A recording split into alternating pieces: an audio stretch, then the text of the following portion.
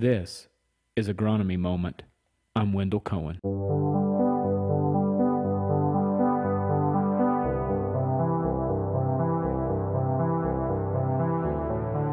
know, if anything, this 2-inch depth shallowed up enough that it's probably not quite deep enough. Did you see how the crown is still pretty shallow relative to the ones that were supposedly planted deep, and they wound up at about 2 inches or a little less? See that? That's roughly your soil line, roughly. But that's something to think about, because a lot of us planting corn that's pretty fluffy. Here, let's slide this. And you got all that rain. Yes. Look how much more robust those are. There's not a big elevation change. No, I kind of did it in the same. So, I mean, you look at the robustness of those plants. Granted, they've been pulled less time, so they're not wilted as much yet. True. But yeah, but looking at the girth of the stem itself. Yeah, they're just healthier. The root masses are bigger on these deeper ones than the shallow. So, with that being said, Scott, do you think a lot of corn might have ended up a little shallow? Probably, yeah, it's settling. So guys, that was at 1.5 inches, 1 3/4, barely deep enough anyway. Probably, yeah. To me, that's a key point here, because we measured those. They were right at 2. Their corn could be a little shallow. And now you look at them, and they're what, 1 1/4, 1.5 inches, roughly. And you're speaking of settling as the rain settled the soil? So guys, it was at 1.5 inches, 1 3/4. Their corn could be a little shallow. Due to heavy rains. We had the setting quite a bit different on this planting and this one, and they are really not that far apart. Yeah. But I mean, on average, you can see a stair step in depth. And the root masses, though, it's kind of cool. You can see how much longer the mesocotyl is on these versus even these, and especially those. The key difference is the depth of where that nodal root mass, where that crown established and the nodal roots first established is. You know, you're looking here, you're close to 1 inch below ground, maybe a little less if I didn't have these positioned quite right. Yes. Whereas these are sub 1 inch, they're above 1 inch, and these are almost at 1/2 inch, or they were right near the soil line. You just a little digging and you were there. And I feel like that we would have been more like almost 3 inches on this stuff at least when we planted it. You can tell now it's barely 2. Yes, 2. Right. That's kind of crazy, because you tried to plant it right. And it was a little bit, but that's the reason why you go to a minimum of 2, because we probably have enough. You have enough fluff that if you can make sure they're at least 1 1/4 inches. Your seeding depth is probably adequate for your crown establishment. Sure. So the range, I like 1 3/4 to 2 1/4, because then you're usually in really good shape without getting too deep. Yep, just a little quick observation here today on checking out different depths of corn. This is all 6374 planted. I forget the holes on the planter on a John Deere planter, but I think we were like 3 and 3 or something like that, and then we went on down from there, and then we went to our 2 inch was what we had been planting at. Technical difficulty, please stand by. I'll just go back to the old-fashioned quivering hand instead of that other thing that you can get from China. Anyway, and then we went to the deeper setting. How deep did we actually go? Did we plug it all the way? I can't remember how you had it. I think you did, but I don't remember. Whatever it was, it ended up only being like 3 inches or so. Like it wasn't like it socked it at 5 inches or something. And we're seeing that today is with the settling of the soil and all the rain we've had. And that being said, when you go look at the plot, you can't really tell a difference in the. Just walking by, you can't tell. They were planted at a different depth in terms of establishment and early vigor. They all look very nice. But once we pulled away the soil and measured our soil line and laid them out on the board, that's where we start seeing differences already emerging. When you think about the environment this root mass is going to grow in on average versus those, and the stability it'll give if we get dry and windy, the deeper is a little better. Now, that being said, on a typical basis, what does PFR say? Like over the years, they've tested 2 inches. 2 inches, yes. 2 inches. I mean, we're not finding 3 inches is giving any advantage. You may not lose much, but it's no advantage, By right? far advantage. If I recall, it was a pretty significant advantage to 2 inches. Yep. If I remember Yes. correctly. And that maybe not quite a significant advantage at 2 inches is what you see at 1.5 inches with beans. Yep. Versus the other depths, if I recall. But I remember 2 inches for corn is significantly better, and 1.5 inches for beans is the best by far. All right. I'm going to close this thing down unless you have something else to add.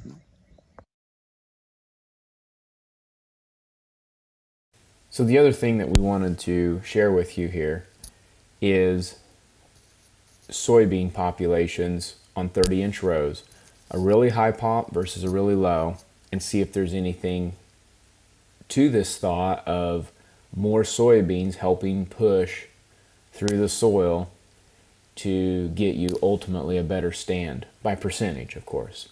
And so we decided to do some counts, check it out, and see what we were observing in this little spot here.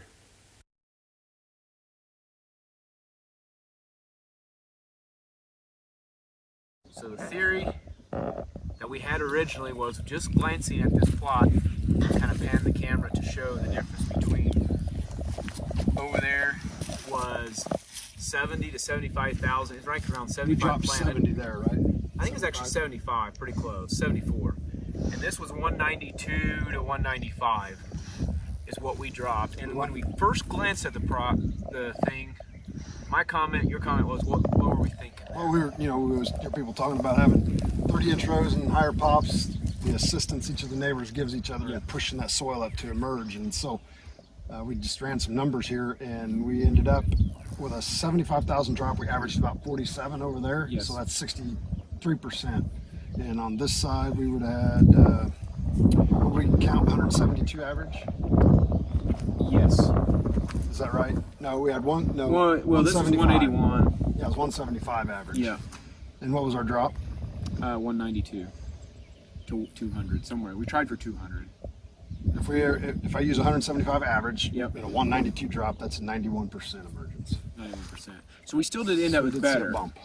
but we still lost some stand on both sides. But it's interesting. So I would say the theory held true. There might be something to it. There might be something too. Yeah, it's having interesting. more. You know, I had a field I was walking this year in heavily tilled soil, Yep. and it was a pretty high pop in 30-inch rows, Yep. and you can see all the soil flakes being lifted up Yes. by all those plants. And I think if they'd have been in drilled or lower pop in 30s, it Yep. would have probably struggled this year the way it is. So putting 30-inch, if I understand you right, put 30-inch row on soybeans. If you're planting with that, you can put more plants per inch, linear inch, and help give you. There's some thought on some push, right? But yeah, I still like our population recommendations not being this high for general for ROI sake, but in terms of emergence, it looks like more plants in that wider row did help with emergence. Last year we had a similar setup, similar situation where we actually went to yield the lowest pop, even with some reduction in stand. Still carried the day in that case. Was our reduction as much as this year? Was we 39% off? I don't think we were. No, absolutely not.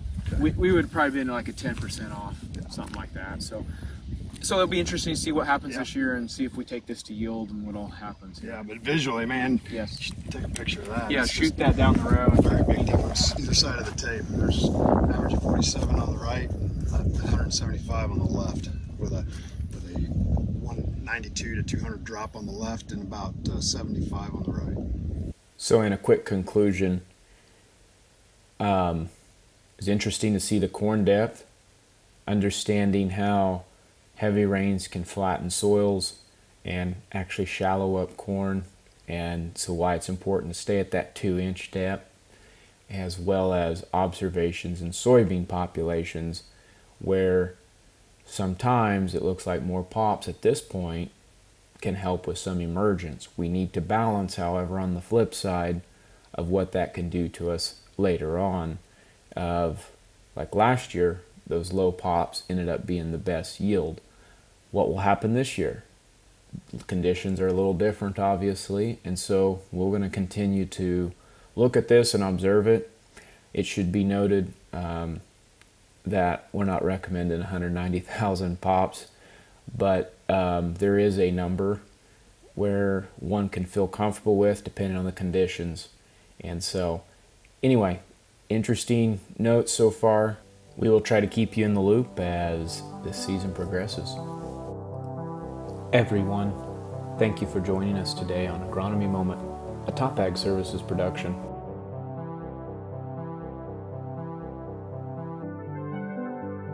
If you want alerts on what we are finding in the field, go to topagservices.com/signups to receive alerts, or subscribe to our YouTube channel. It is our goal to bring you the most recent and advanced information possible.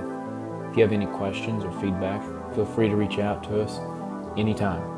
We also ask you that you give us a like and follow our channel wherever you listen to your podcasts or watch these videos. This ultimately helps us reach more people like you.